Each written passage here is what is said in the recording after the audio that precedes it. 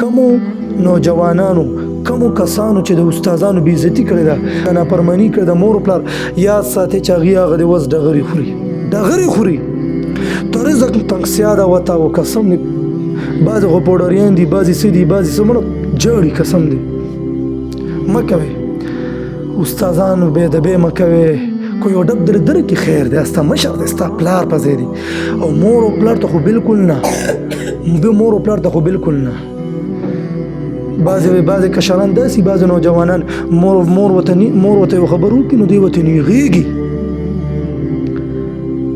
جیسا کروگے ویسا بروگے چې څه کرے بری به نن مور ته نیښ شو کنه یاد ساته او نن پلار ته نیښ شوی او یا د مور او پلار بې عزتي دی وکړه او یا بې ادبي دی وکړه یاد ساته سبا له به تم د چا مور ته د چا پلار او د چا مور وي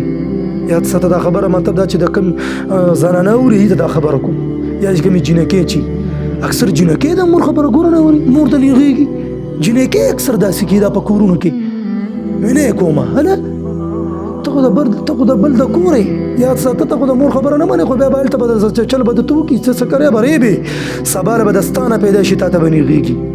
نو مه کوئ مور او پلار له تکلیف مه ورکوئ بچې کوشش وکړئ د مور او پلار